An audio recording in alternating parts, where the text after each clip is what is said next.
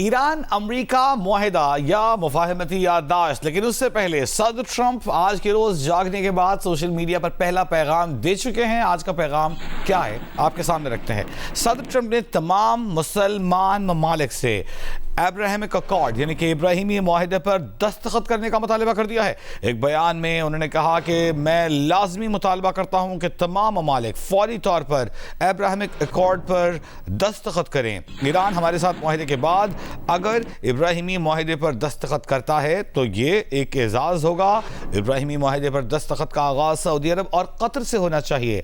سعودی عرب اور قطر کے بعد دیگر ممالک بھی ابراہیمی معاہدے پر دستخط کریں۔ اپنے ناظرین کو ابراہیمک اکارڈ کے حوالے سے بتائیں کہ عیسائیوں، مسیحیوں، یہودیوں اور مسلمانوں کے مابین ایک معاہدے کی تجویز ہے، جس میں کوشش کیا جاتا ہے کہ تینوں جو ادیان ہیں اس کے ماننے والے ابراہیمک اکارڈ کے ذریعے ایک دوسرے سے جڑ جائیں۔ اس وقت مسلمان ممالک نے اس ابراہیمک اکارڈ پر دستخط نہیں کیے ہیں، اس کا حصہ نہیں ہیں، اور اب یوں لگتا ہے کہ اب جب ایران امریکہ امن ڈیل ہونے جا رہی ہے تو صدر ٹرمپ جواب میں مسلمان ممالک سے ابراہیمک اکارڈ یا ابراہیمی معاہدے پر دستخط کا مطالبہ کر رہے ہیں۔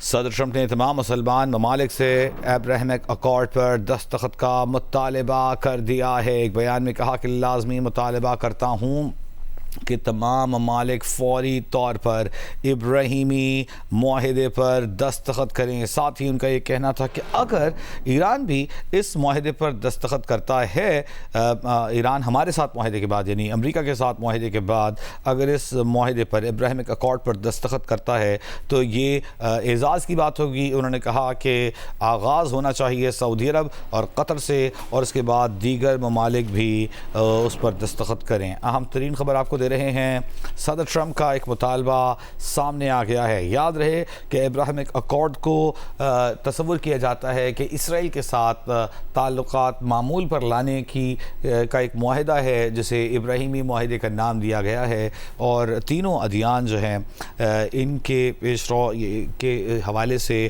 ابراہیمک اکارڈ اس کا نام رکھا گیا ہے، اور اس میں ان کا کہا ہے، صدر ٹرمپ نے اپنے ٹویٹ میں کہا کہ اپنے سوشل میڈیا پیغام میں کہا کہ اگر اسلامی ممالک ابراہیمی معاہدے پر دستخط نہیں کرتے تو یہ بدنیتی ہوگی۔ ٹرمپ نے کہا کہ ایران کے ساتھ معاہدہ نہ ہوا تو پھر جنگ ہوگی۔ ٹرمپ نے کہا کہ ایران کے ساتھ معاہدہ نہ ہوا تو پھر جنگ ہوگی، جو پہلے سے کہیں زیادہ طاقتور جنگ ہوگی۔